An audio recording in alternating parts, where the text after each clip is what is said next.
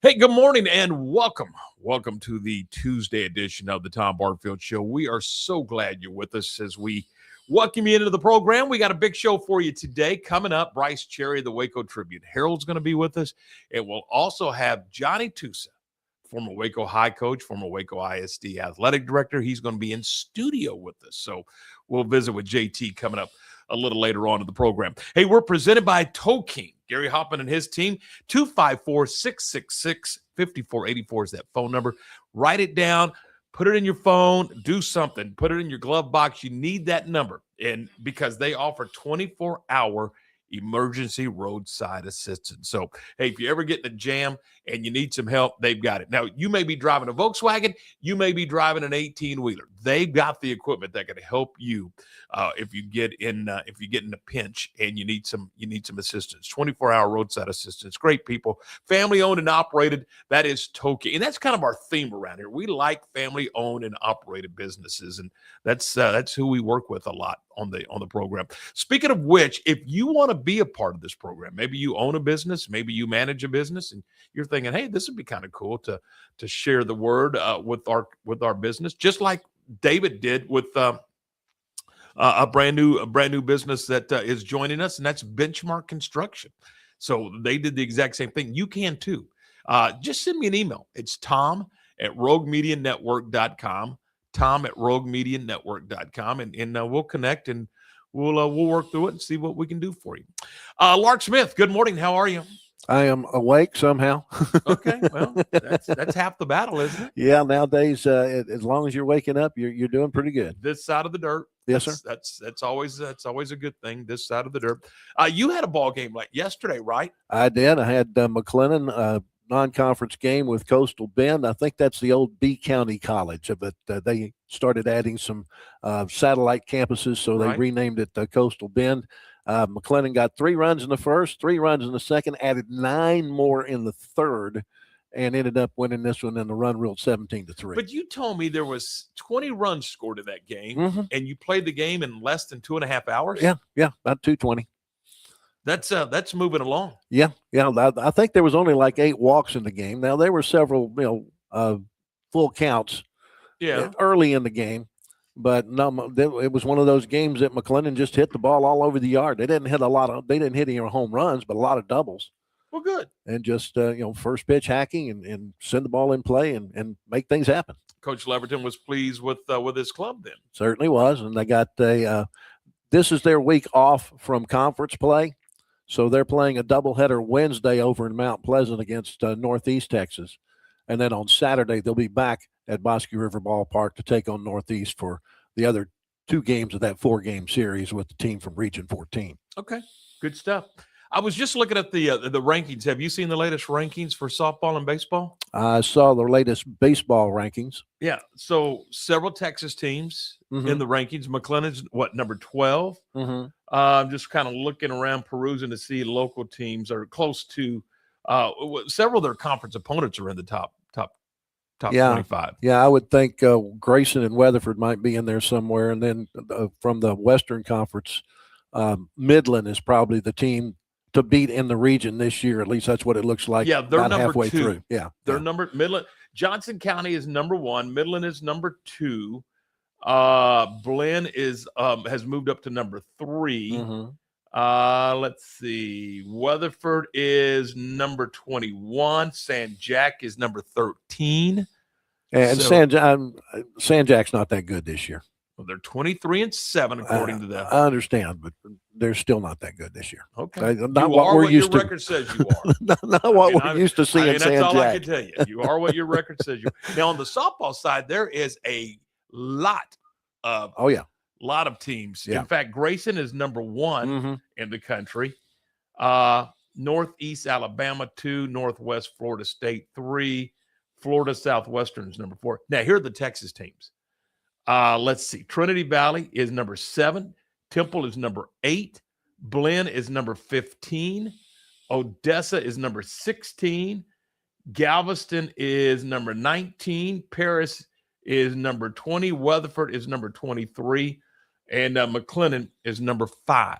So there are several several Texas JUCO teams that are among the elite. Yeah, well, you go back in time and look at teams that make it to the World Series, be it softball or baseball, and those that make it and end up winning it are usually teams from the South, especially Texas. I think the state of Texas has produced like 28 to 30 World Series, junior college World Series champions. When you think about San Jacinto was there for like 27 years in a row. Yeah. When Ring Graham was the head coach there, they won like 5 or 6 out of 7 times they went up there. So their championships, along with recently McLennan and Blinn championships, have added to that total of Texas teams that win at the Junior College World Series. Last year, Salt Lake was the first time that they won it. They had to play, who was it? I think they played Blinn in the final because Blinn had won it the year before. So between Blinn, San Jac, McLennan, and every now and then a team out west like Midland or Odessa will sneak in. New Mexico plays pretty good. You get those teams that are playing down south, some of the teams over in Arizona, a lot of the teams from Florida. I mean, it's all southern driven because you look at the rosters and you see kids from Canada and North Dakota, places north where it's cold, they come south to play. Well, and it's just good baseball here. I mean, at the end of the day, it's just really good baseball. Absolutely. Here. And there's, and a lot of those players obviously go on. I remember one year when Mitch Thompson was down the river at McLennan, he had 2 former shortstops starting in the Southeast Conference. Right. I mean, that's the kind of quality players you have. And I'm not talking about just any SEC school. I'm talking about one was at Arkansas. Yeah, you had Jalen Battle at Arkansas and George Khalil at South Carolina. Correct. Yeah. Both starting in the SEC and they're former McLennan players. So those guys just find a place to play in this around here, and then they move on to really nice Division I opportunities. Yeah, and we're seeing more and more junior college players now that will transfer from Division I to junior college, spend a year at junior college, getting some playing time, and then moving back to Division I. We've got a shortstop right now, Peyton Ferkins at McLennan, that came from, I want to say Dallas Baptist. I think that's wrong, though. Maybe it was A&M, but he's on his way to Mississippi State next year. So he's just here for 1 year. Yeah. I don't know if you saw this, and we don't talk a lot about it, but we probably should. But Baylor women golf, all 4 players, I think they take 4 player scores out of the 5 or 6 that play. All 4 of those players, they're playing in the golf tournament in Phoenix. All 4 were subpar. Wow. You don't see that very often. No. And this, I'll tell you how good this golf tournament is. That doesn't put them in first place. Wow. That puts them up there, but it doesn't put them in first place. I think they're in second, but they're 8 strokes back of USC.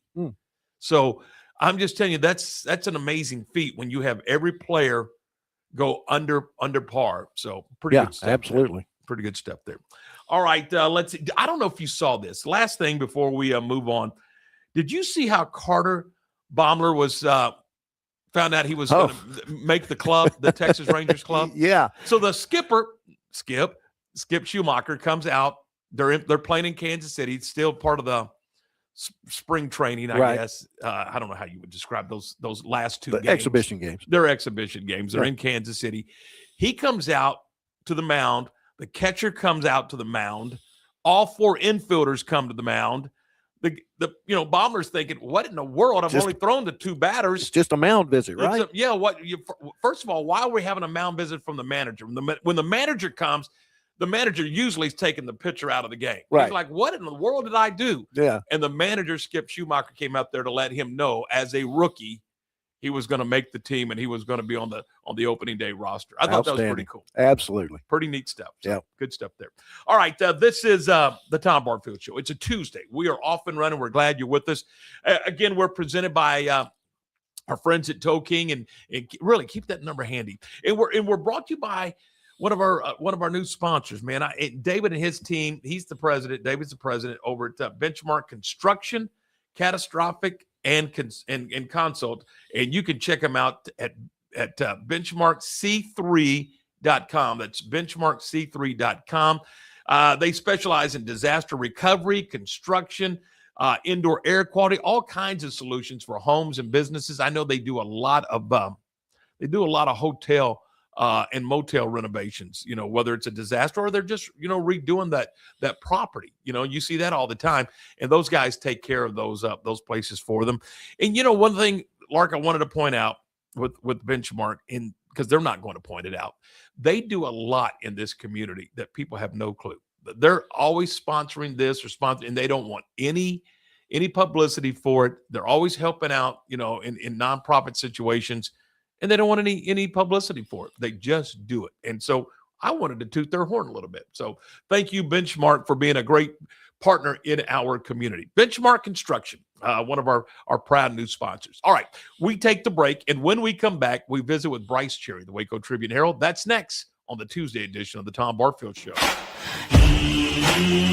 Being stuck on the side of the road is stressful no matter what time it is. Tow King is here to help. A locally owned and operated family-run business, Tow King offers 24-hour emergency roadside assistance with trained operators and high-caliber equipment for damage-free towing. Tow King of Waco is a company you can count on. Call Tow King the next time you need help. Check them out on Facebook, and remember, slow down or move over.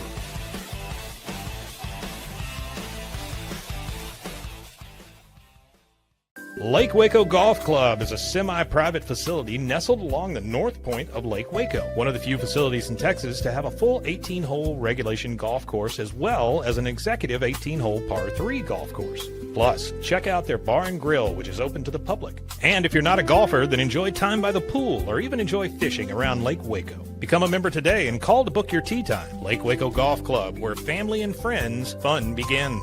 Check them out at lakewacogc.com for more information. I had a panic moment running my hands through my hair, and that's when I found Keeps. Keeps gave me the results that I was really looking for. I definitely felt a lot more confident once I saw my hair coming back. Keeps has given me the control of my hair back. Get your first month free at Keeps.com. At Waco Bodyman Company, we help you take control of your health with advanced wellness and longevity solutions designed to help your body perform, recover, and thrive. Experience the power of red light therapy with our full body bed design to reduce inflammation, improve circulation, support skin health, and recharge your body at the cellular level. Step into our hydrotherapy room featuring a dry sauna, polar shower, and hot tub. Book your tour today. Waco Bodyman, open 7 days a week in downtown Waco.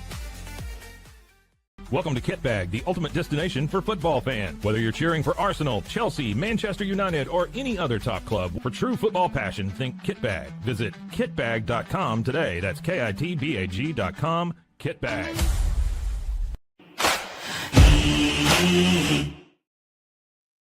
And you're back with us on this Tuesday edition of the program, and we are brought to you in part by Waco Bodyman Company.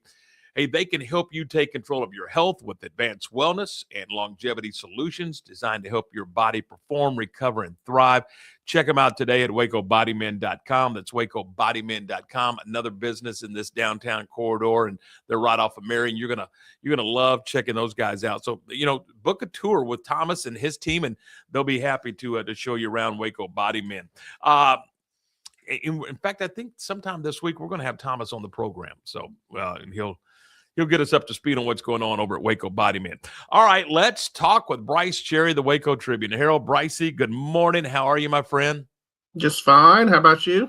Doing great. We got Coach Johnny Tusa in the studio. He's gonna try to follow you, and that's gonna be a tough challenge. Oh my gosh. I'm just glad I'm not following him. We know that Coach Tusa can talk a little bit. So yeah, that'll be fun for your viewers, your listeners, whatever you want to call them. Both. We'll call them both. Just call me to dinner, right? That's right. Hey, are you getting the itch? I mean, Thursday's opening day. You starting to kind of get a little twinge for your Astros? Yeah, absolutely. It's always fun. I wrote a column last week about how there needs to be some new national holidays out there. And I mentioned Super Bowl Sunday. I mentioned March Madness Day, the first, Thursday of March Madness. And I mentioned opening day as one of those too. And opening day is just one of those days where it's fun to be a sports fan. It's fun to be a baseball fan, and everybody's got hope. We'll see how long it lasts. I mean, I think with my Astros that you mentioned, I mean, they've got some question marks like a lot of teams. Everybody's chasing the Dodgers. They're operating on a whole different pay scale than everybody else. The Kyle Tucker deal was was tough because that was a former Astro guy there, and but they're paying money that nobody else can afford to pay. But more power to them. I mean, this is the system, and they're just operating within it. But yeah, it'll be fun. It's always fun on opening day. Everybody's 0-0, right, Brice? I mean, we all have hope. You've got hope. We Ranger fans, we have hope. I mean, there's hope abroad in Major League Baseball because we're all undefeated on opening day. That's right. And I mean, it's a long season. And typically they say you can't win a pennant in April, but you can lose it. I mean, but the Astros have gotten off to some slow starts over the years and managed to kind of scratch their way back. So I think the big thing is knowing that a win here, a loss here, it's not, this thing's a marathon. I mean, is the cliche. So yeah, it's gonna be fun. I'm looking forward to seeing the Stros play, and maybe I try to get to at least one game a season down in Houston, and then the family and I are going on a trip this summer because I got 2 graduating, one from A&M and one from Midway, and you must have a lot of money. A lot. Yeah, you show me where that money is, buddy. In College Station. Right. But we're going to Toronto as one of our stops and going to see the Stros and Blue Jays play up there. So that'll be fun. That will be an awesome trip. Yeah. Is this the way the roster is constructed in your mind? Is this a playoff team, the Astros? Man, I have questions about the pitching. I think they went out and tried to get some pitchers and sort of build some depth, but they lost Framber Valdez. They've got some guys. Mike Burrows is the one they picked up. Of course, they've got the I'm not even going to try to pronounce his name. I still have to learn it. But the kid from Japan he's dealing in spring training. I mean, he's hit like 98, with this fastball and stuff. So, Hunter Brown is still their ace, but I just still have some question marks about their rotation. The Mariners are probably the team everybody's chasing in that division. So, the Astros probably have some ground to make up, but I think they can make the playoffs. I mean, obviously last year was unusual not being in the postseason because the Astros had a pretty good run. Brice, and I know we've been doing it a while, but are you a purist? I mean, I don't like the fact that the Rangers are going to open in Philadelphia. I mean, come on, open in an American League ballpark. You're an American League team, but I mean, that's where we are now. Yeah, I get that. I don't know that bothers me that much, mainly because of the way the schedule is set up now. You're going to have interleague games basically every day of the year. And so, why not on opening day too? I mean, I understand what you're saying. And I think I'm more of a purist than I'm letting on.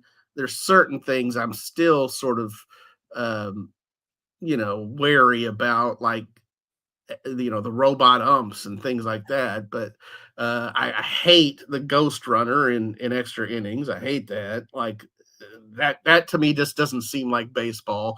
Does it speed the game along? Sure it does. Of course it does. But I'm glad that they don't do that in the postseason. That they only do it in the regular season. But I one of the games I went to last year went to extra innings, and and it's just so weird to have an automatic guy on second base. But yeah, so I'm with you on certain things. The interleague thing, it doesn't bother me that much. All right. Hey, and to your point, the beauty of baseball, in my opinion, is it's one of the sports that doesn't have a clock. So why are we worried about it? I mean, anyway, that's we can spend 2 shows talking about that. let's move on to the NCAA. I do a bracket just for fun. I mean, I'm not a bracket guy, I never have been. Do you fill out 16 brackets and follow it along? No, I filled out one women's bracket, one men's bracket. I used the same bracket, I think, on CBS and ESPN. I'm in a couple of different bracket pools, but it was the same picks. So Right. yeah, I know that you can fill up on certain sites. You can fill up to like 25 brackets out. I'm like, good gosh, who has that much time?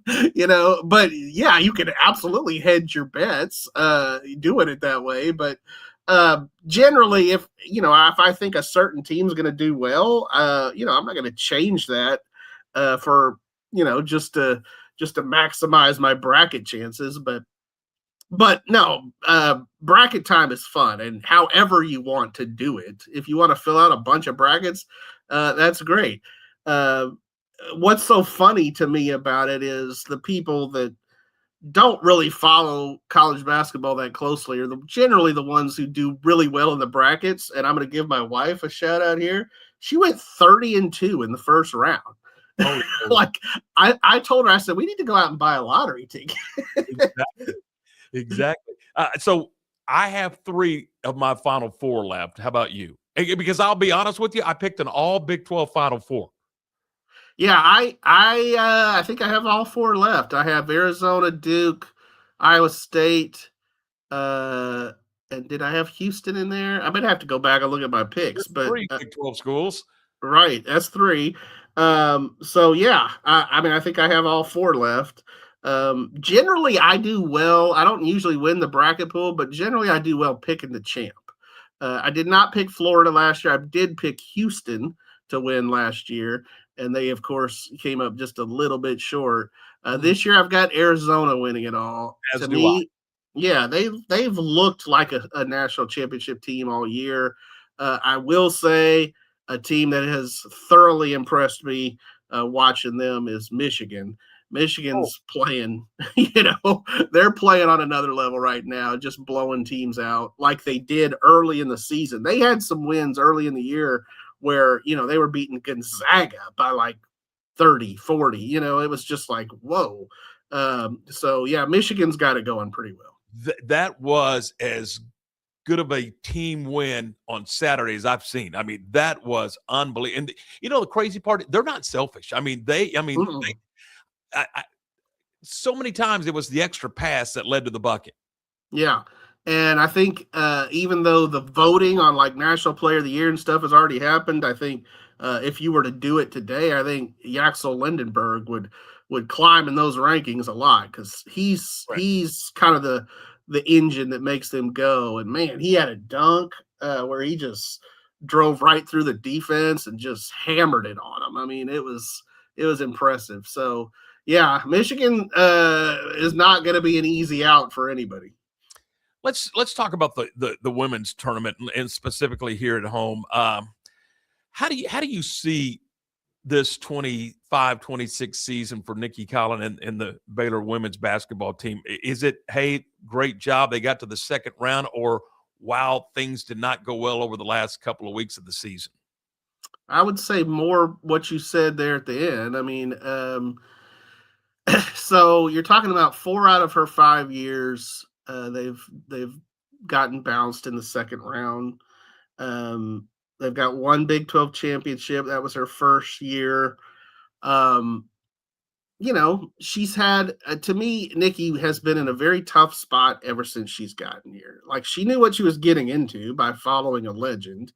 I always said I think it's probably better to be the one who follows the legend, if that makes sense. But, so like I said, Nikki knew what she was getting into. and they've been pretty good. They finished third in the Big 12 this year. I think, were they second last year? I've got that right here, actually. Yeah. So, second, third, they were tied for fourth 2 years before that. So, they're doing okay, but I think Baylor fans obviously got spoiled by Kim Mulkey, and is pretty good enough. I think they'd like more, and I think it probably grates on Baylor fans that TCU has surpassed them. TCU, a team that they beat every year for like 30 years, and now they're the class of the Big 12. Not only the class of the Big 12, the only Big 12 team left in the women's tournament. So I think the conference has kind of gone down. Obviously, the SEC is really, really tough in women's basketball, but yeah, I mean, are they going to make a change? Am I even saying they need to make a change? I don't think they will at this point. I don't see Doug McNamee pulling the trigger on Nikki right now, but I do think they need to start showing more.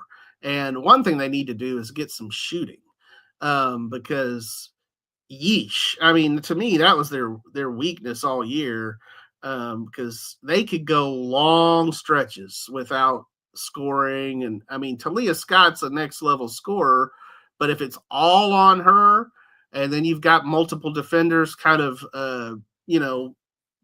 focusing on her, then that really leaves a lot on everybody else's plate. And those players just didn't really step up to that this year.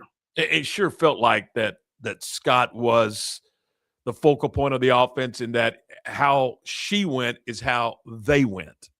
Absolutely. Yeah, I completely agree. And, against Duke, I think she was their leading scorer, but it was their lowest scoring game in like 10 years. I think they started off, not scoring for like 5 minutes, and turnovers were a big issue. That was an issue all year long. It was an issue for the Baylor men too, really.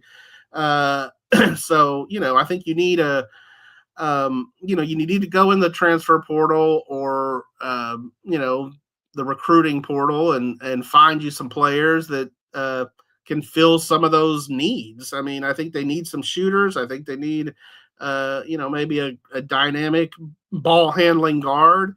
Their defense was pretty good this year, but I do think they regressed as the season went on.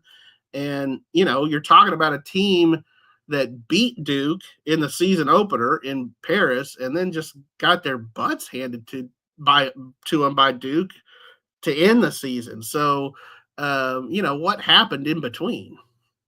Good point. On to football. Most of the time, and I don't know how you feel about it, most of the time it's spring football's here. Okay, spring football's here. It feels a little different to me this year. I think there's some, I don't know if urgency is the word, but with Lagway here and the way the thing has been up and down like a yo-yo, what are your thoughts on this spring and the importance of this spring for this staff and this program? Oh, yeah, I definitely think there's urgency. I think Dave Aranda is smart enough to feel that, to know that, there's been people calling for his head for a while, and he's still around, and he's kind of survived that chopping block. And I think it's fair to say that he only survived it this last year because Mack Rhodes ended up losing his job, or, parting ways, however you want to call it officially. And Baylor didn't necessarily want to hire both an athletic director and a head football coach at the same time. So, yes, the clock is ticking for Dave Aranda, and, they went out, they got Lagway. He's, obviously got the pedigree, he's including the Baylor pedigree with his father having played here.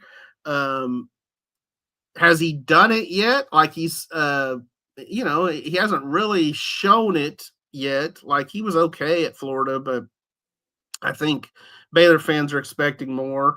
But yes, I do think there's urgency. And I also feel like they're leaning into some things over there, like trying to make the coordinators more accessible to the media and that kind of thing. I mean, those may be little things, but I think that they're important things. So, they're trying to do some things different, learn from things that, maybe they hadn't done in the past. And I think the offense should look a little different. I mean, you're going to have a guy that can do both. He can run, he can throw, and that's going to be a little different. And so the offense should look a little different in 26. Oh yeah, absolutely. I mean, Lagway's a different quarterback than Sawyer Robertson was. So yeah, I think you'll probably try to lean into his sort of dual threat abilities as much as possible, and his strengths as a passer, are probably different than Sawyer's. I tell you, Sawyer, I was at Pro Day on Sunday. Everybody always looks good throwing against air, but man, Sawyer was dropping dimes in there. It just looked beautiful. I think somebody is going to get a good quarterback, whoever picks him up either in the draft. I mean, he probably gets drafted. But even if it's just as an undrafted free agent guy, I think he can help somebody, he's smart. He throws a good ball, obviously, they didn't achieve what they wanted to here at Baylor, but I'm just so impressed with Sawyer and his maturity, his leadership. He's going to do well. Anybody else jump off the page and maybe help themselves? Yeah, Cole Wilson helped himself Sunday. That guy put on a show, and then the other guy that put on a show, and I'll talk about both of them, but Omar Agbedion, the offensive lineman. We'll start with him. He actually started it out with probably the most impressive thing of the day, which was, they bench press 225, right? Just do it just like they do at the combine. And he went 31 reps in that bench press.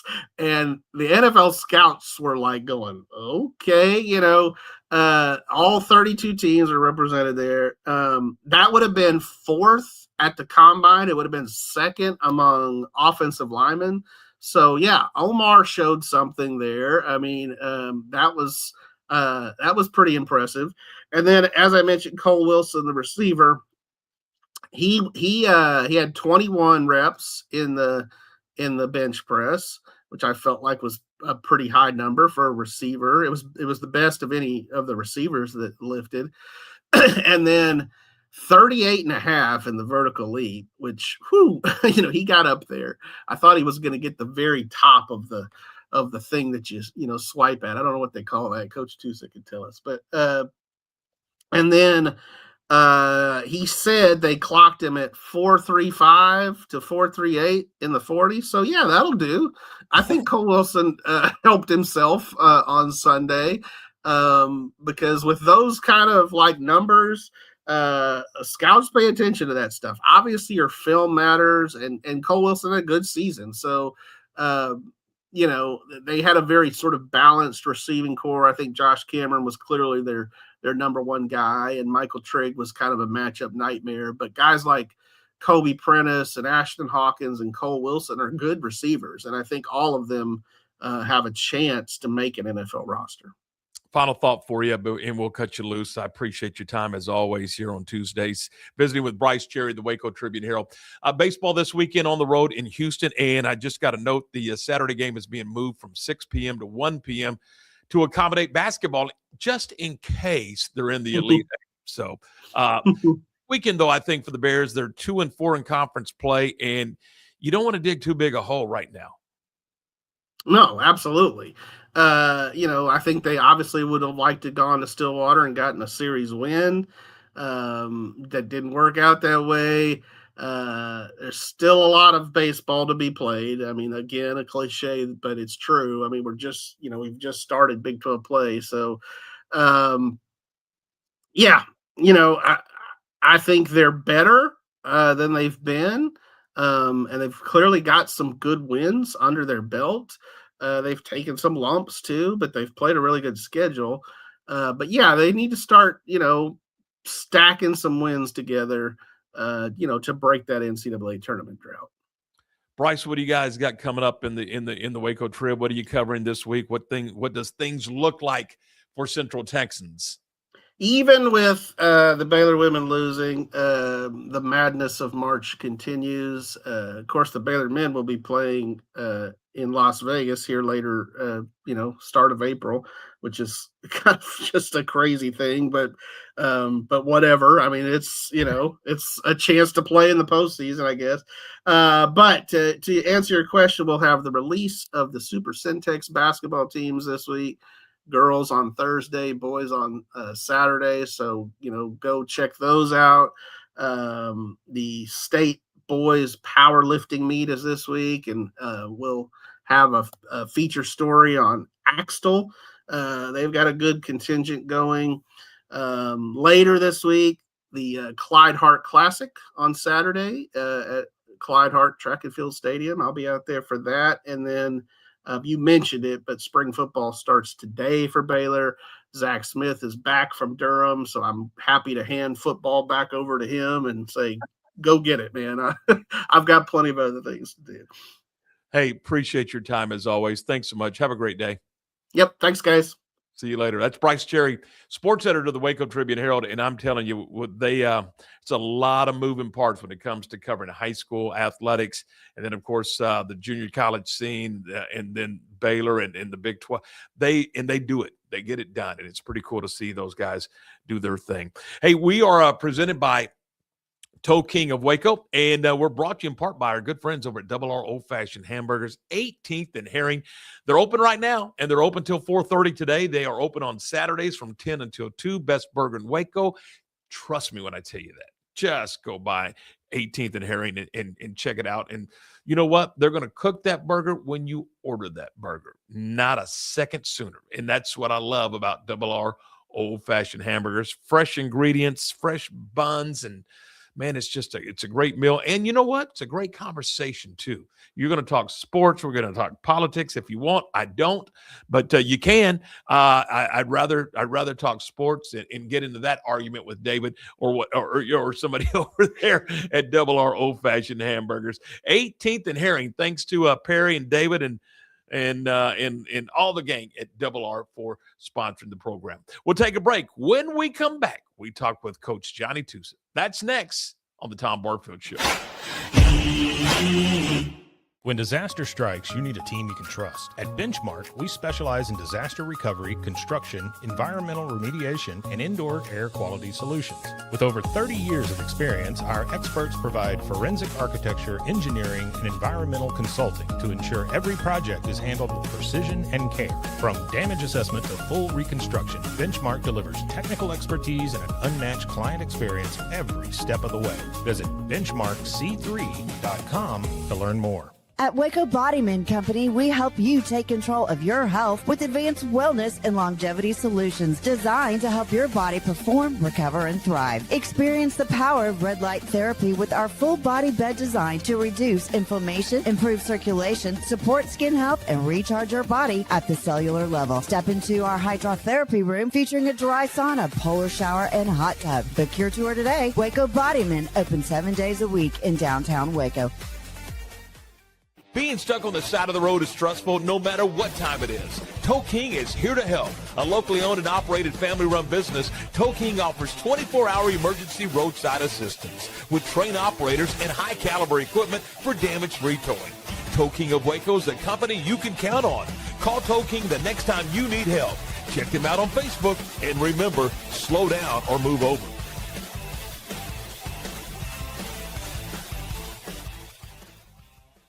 Is your roof ready for the next Texas storm? Don't wait for a small leak to become a big problem. Call JK Roofing of Waco. Whether you need roof repair, a full replacement, or a professional inspection, JK Roofing has quality workmanship and dependable service you can count on. Locally owned and committed to protecting Central Texas homes and businesses. Call JK Roofing today for your free estimate and get the job done right the first time. Call JK Roofing 254-744-2211. JK Roofing of Waco. Strong roofs, honest work, and peace of mind.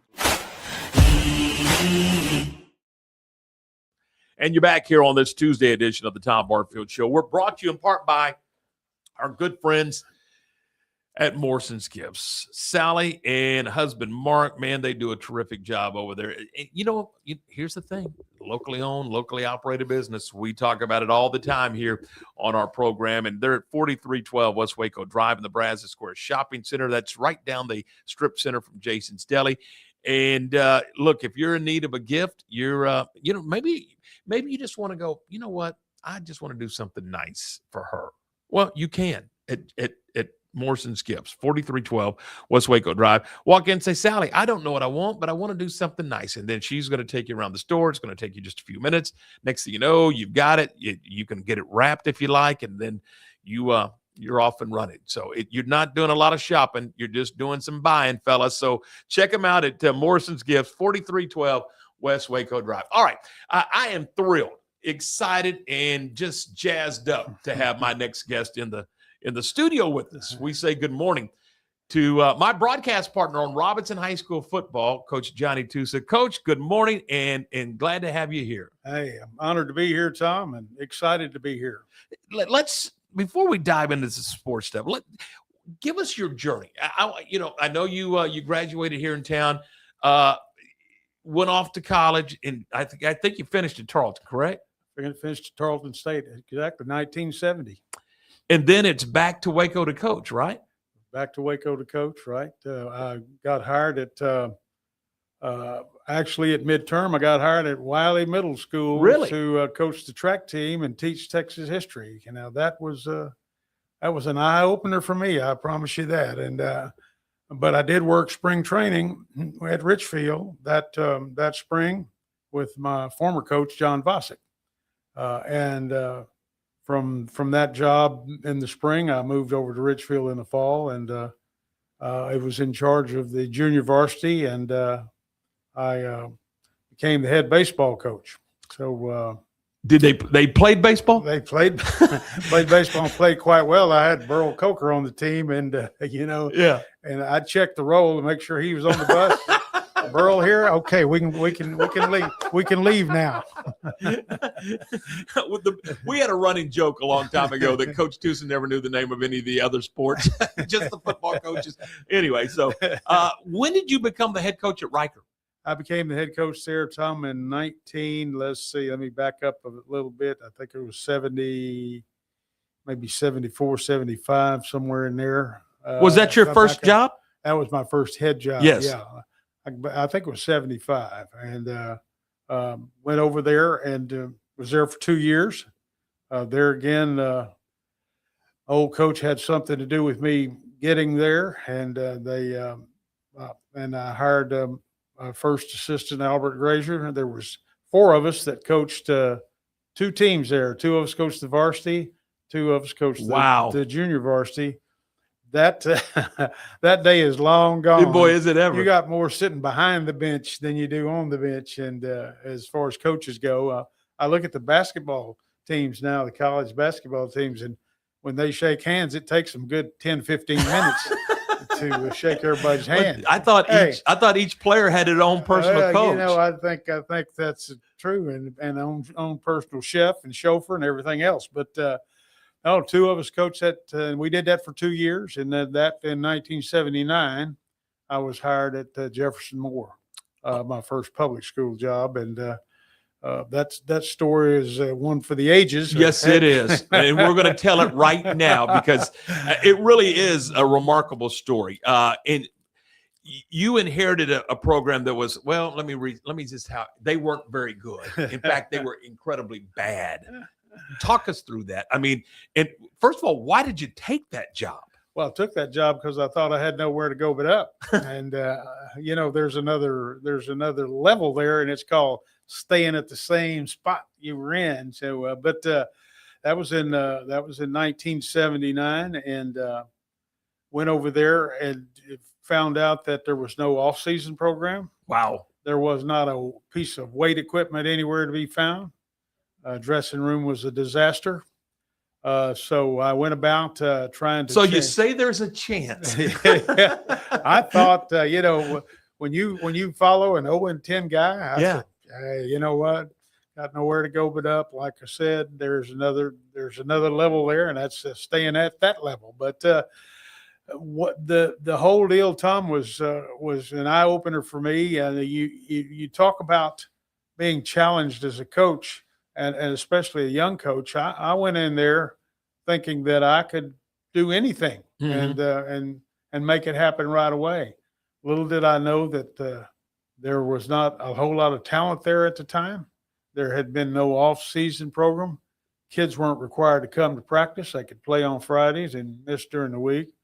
Well, all that had to change. And as you well know, sometimes you have to tear down before you can build up. And that was certainly the case at Jefferson Moore. I had to redo the whole business. That first year there was just a year where we just struggled from week to week without much help. And I knew then and there that it was gonna be a challenge. I didn't know for sure if I could ever turn it around, but I knew it wasn't going to be immediately. But as the good Lord would have it, the next year we were 0-10 that first year there. And the next year we were a better football team because of our off season, and we lost a lot of close ball games, and that indicated that we were better, but we were still not a winner. And I've asked you that before. Yeah. How did you know? Because you went 0-10 again, right? Exactly. Yeah. And I said, how did you know?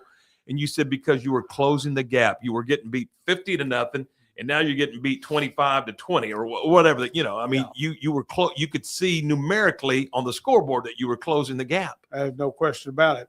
We went from my first year there. We ran the Houston veer, and it didn't resemble anything that Houston ever did. But and I knew then and there, we put the ball on the ground way too many times. I said, we're gonna pitch it to somebody, or we're gonna hand it to somebody, but we're gonna play here we come, no fair dodging. And we did that the next year. We went to the wing tee, and we tried to pound the ball. We were a little bit undersized that year, but we were competitive in a lot of ball games, which gave me some hope. And but there again, we went 0-10, and we went into the off season, and we had a couple of guys come over. Reggie Lewis came over and became our quarterback that third year. Of course, Keith Willis was our primary receiver, and we had a couple of good running backs. JoJo Easley and Alton Jackson. And so we went into that season, Tom, and we were 0-4. Now, I had been called in the offseason and said, Coach, if you don't win this year, probably we're going to have to make a change. I said, you know what? You don't have to tell me that. I'll have those keys on your desk so fast you'd make your head spin. But it was a turning point, and you can credit it to a lot of things, but of course I always give God the credit for everything. But we were in that third year, we were beginning to find our way, and we started the season off 0-4. We ended up winning the fifth game at Old Tyson Field. We beat Marlin, right? And we beat them because we had a third and 28, and we ran a draw and made 29 yards, and we held on to win that ball game. To tell you how historic that was, on Monday when we got to school, they beckoned everybody to the gym. We had a pep rally on Monday. After that victory, and we had guys hanging from the rafters. I mean, all of a sudden, and you know how it is. All of a sudden, the weight of the world fell off. Right. And and we were once again we were feeling like we had gotten there and we had accomplished something, and we went on to win the district championship. Did you beat Conley that year? No, Conley beat us in the first game. Just wanted to point that out. Yeah, I knew you'd get around. I wasn't going to bring it up. But anyhow. Oh, we did, but we played really well. Yes, you did. And it was a good ball game, and that game kind of propelled us on. We won the next 6 games in a row. We drew Georgetown at Baylor Stadium. They were ranked in the top 5 of the state, and we beat them. So we won our first playoff game. And then we met our Waterloo down there. We went down to Spring, Texas to play what was probably one of the best football teams I've ever seen. And it was Beaumont. Was it Hebert? Hebert. Yeah, Beaumont Hebert. Yeah, Hebert. Yeah. Whatever. Yeah. Well, we went out there, and we were playing at Spring, and they have a big walk. They have a big walkover. Walks for the visitors to walk over the stadium where you're warming up and everything. And of course, guys were hollering at us, "Hey, get those basketballs ready for those guys!" And we were hearing all that, ha ha ha. And then they came out on the field, and I knew what they were talking about. Jerry Ball, Floyd Dixon. There were about 4 or 5 others that were Division I players. The funny thing is that one of my better kids, Willis, my tailback, he came over there after about the first series.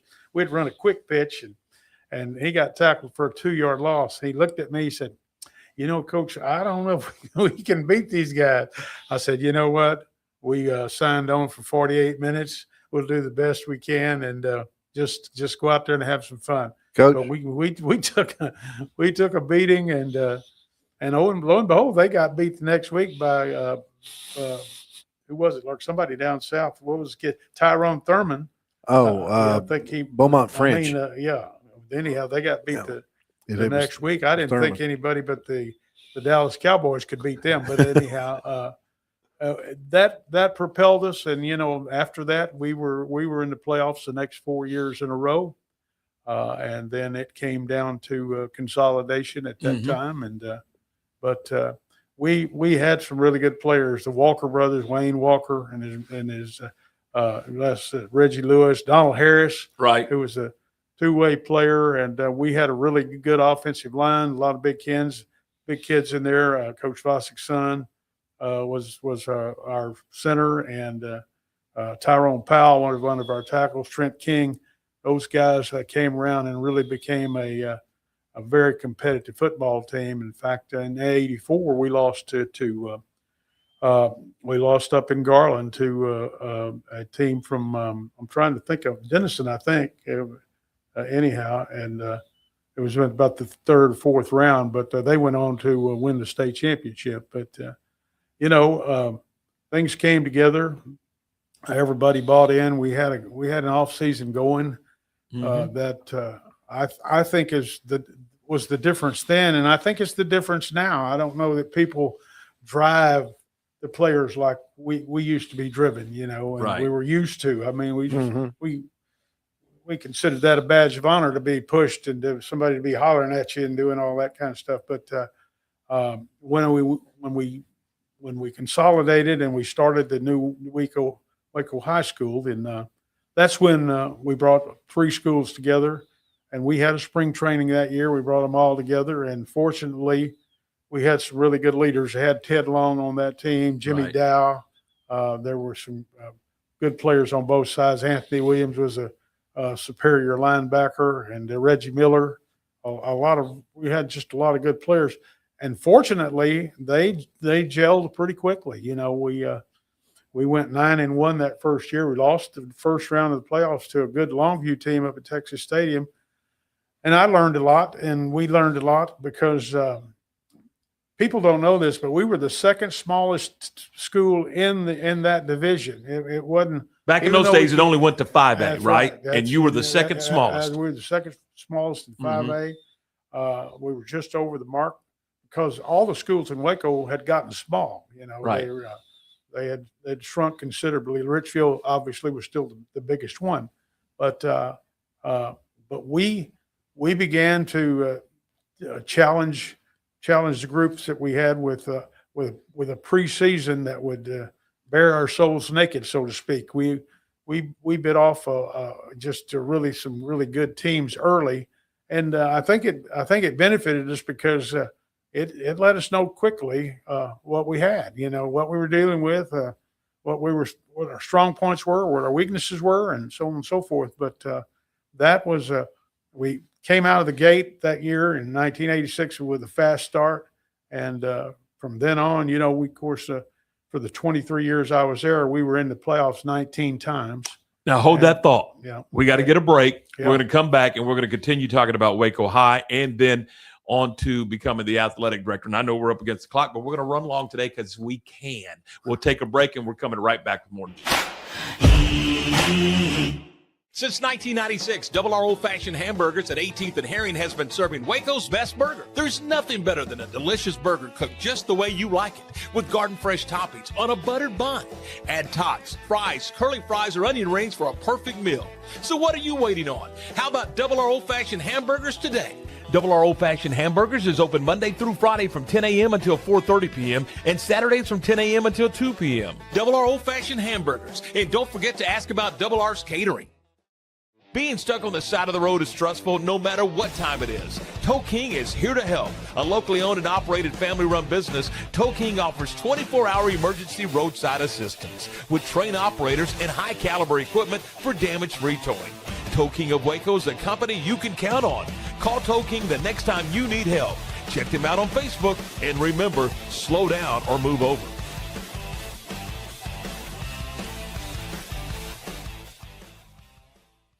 Family owned and operated, Jasper's Barbecue is serving up Texas-style barbecue meats and sandwiches and all the fixins. Enjoy mouth-watering brisket, ribs, pulled pork, and don't forget the potato salad and barbecue beans. Located in Waco on Elm Street, right off of I-35, open Tuesday through Saturday 10 until 2 or until the food runs out. Stop by today and enjoy the best barbecue around. Voted one of the best barbecue joints by Texas Monthly. That's Jasper's Barbecue in Waco. You won't leave hungry. Morrison's Gifts, Waco's oldest family-owned gift store, wants to ask a question to the guys out there. Don't you just love gift giving? Does John Hart, Consuela, or Jellycats mean anything to you? If not, at Morrison's, we have your answers and your back. For 47 years, we have guided men and you ladies through the trauma of selecting the right gift for the right person. Come and see us at 4312 West Waco Drive in the Brazos Square Center, close to Jason's Deli. That's Morrison's Gifts, owned by a proud Baylor Bear. All right, you're back with us. We are visiting with Coach Johnny Tusa. We are brought to you in part by our good friends at Lake Waco Golf Club. 254-756-2161 will get you a tee time today. Or you can check them out at wacogc.com. That's wacogc.com. Lake Waco Golf Club, Lake Waco Golf Club. Thank you. You can check them out, and you'll be glad you did. I'm going to be out there later on today. We're going to do some work out there today, so that'd be a lot of fun. Soon as we finish up the show. And we're also brought to you by our good friends at JK Roofing. Whether it's a metal roof or a conventional shingles roof, give them an opportunity to earn your trust and earn your business. I think you'll be very pleased with JK Roofing. JKRoofs.com. That's JKRoofs.com. 254-744-2211 for JK Roofs. All right, Coach, we make the segue. You're at Waco High. You got Richfield's colors. You got Jefferson Moore's mascot. You got the city of Waco's. I mean, you the three combined, and you use a little bit of everything, and then this program lights up and takes off, and you make a terrific run, and you end up playing for a state championship in San Antonio. Yeah, we did. We and you know, Tom, as well as I know, you've got to have players, and you've got to have quality players, not only with athletic ability, but they've got to have the mentality, a winning spirit, a mentality for the game, to learn the game. And we tried our best to develop as many leaders as we possibly could, and we wanted our program to be able to compete with anybody in the state of Texas. Irrespective of where we came from, what we used to be, on and on. You know, all that stuff was in the past. And as we moved into the future over there, we built it on solid ground, and we maintained a consistency from year to year. And that's hard, isn't it? It is indeed. And when you have expectations can deliver you in the wrong direction from time to time, because you think you're up here, but you're really not. So we try to stay away from unreasonable expectations. Mm-hmm. And from year to year, what we wanted to do was just to go out there and play to the best of our ability with whatever we had. And fortunately, we ended up, while I was there, we had 104 Division I signees in that 23-year span. And if you don't have 3 or 4 of those guys on the team at that level, you can't even compete. You're gonna get hammered pretty good. But we played the likes of DeSoto. We played all of the East Texas people. The Tylers, Lufkins, Longviews, all those played guys out there. Yeah. And then we went down and played Deer Park, Lamarck, and all those people. I kept saying, you think you can get us a little further out of town? I mean, all those non-district games, we were dragging home at 4 in the morning. I know it. Well, we went out to Midland and got home at 4 in the morning. And we played Abilene out there. I mean, when you're winning, in the way schedules work, and 2 people have to agree. Well, you can agree to play his team, but he might not agree to play your team. So you got to move on. And we ended up one year without a ball game. We had to go down to play Brownsville Pace. Wow. And that was a weekend from Hades. We left school at 4:00, went to Corpus Christi and spent the night, got there about 9. Got up the next day and had breakfast. We bussed down to Port Isabel, and we used their facility to dress and play. We played Brownsville Pace that night, and they thought we were the Green Bay Packers down there. We were just a pretty good team, but not a great football team. But we ran away with that one. But we went back to Corpus after that game, spent the night. We arrived back in Waco at 3:00 Sunday afternoon. We had left at 4 on Friday, so that was 48-hour ordeal to play a high school football game. And then we had to play Temple the next week in Baylor Stadium. So we had to get ready in a hurry, and get into district play. That was our last non-district game, but that was a long weekend, and one where I don't know. I would wish that on anybody, to have to be in charge of about 50 teenagers on a beach here at Corpus Christi. I got up and looked out the window, and half our guys were out there with some of those shrimpers out there. And I said, you know what? That doesn't look too good. I better get in the middle of that one. So anyhow, they were buying hats and everything else from them. So it was quite an ordeal. Hey, we haven't even scratched the surface. Will you come back? Sure. Glad to. We got to get. I mean, I know Lark's got 20 questions over there, and we didn't even get to any of his. Let's get a break right here, then we'll come back and wrap this one up. But we're going to get Coach back. I mean, we got a lot more to talk about. We didn't even get to FCA. Right. We didn't get to you being an AD at Waco ISD for several years. We got a lot of stuff to talk with you about, but we'll get you back on the program soon. We'll take a break. We're coming right back with more in just a moment. Morrison's Gifts, Waco's oldest family-owned gift store, wants to ask a question to the guys out there. Don't you just love gift giving? Does John Hart, Consuela, or Jellycats mean anything to you? If not, at Morrison's, we have your answers and your back. For 47 years, we have guided men and you ladies through the trauma of selecting the right gift for the right person. Come and see us at 4312 West Waco Drive in the Brazos Square Center, close to Jason's Deli. That's Morrison's Gifts, owned by a proud Baylor Bear. Lake Waco Golf Club is a semi-private facility nestled along the north point of Lake Waco, one of the few facilities in Texas to have a full 18-hole regulation golf course as well as an executive 18-hole par 3 golf course. Plus, check out their bar and grill, which is open to the public. And if you're not a golfer, then enjoy time by the pool or even enjoy fishing around Lake Waco. Become a member today and call to book your tee time. Lake Waco Golf Club, where family and friends fun begins. Check them out at lakewacogc.com for more information.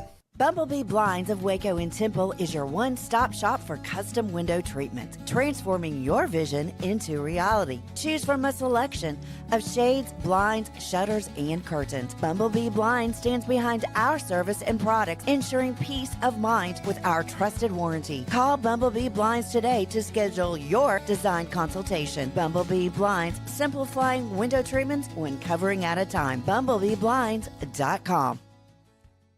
Being stuck on the side of the road is stressful no matter what time it is. Tow King is here to help. A locally owned and operated family-run business, Tow King offers 24-hour emergency roadside assistance with trained operators and high-caliber equipment for damage-free towing. Tow King of Waco is a company you can count on. Call Tow King the next time you need help. Check them out on Facebook, and remember, slow down or move over.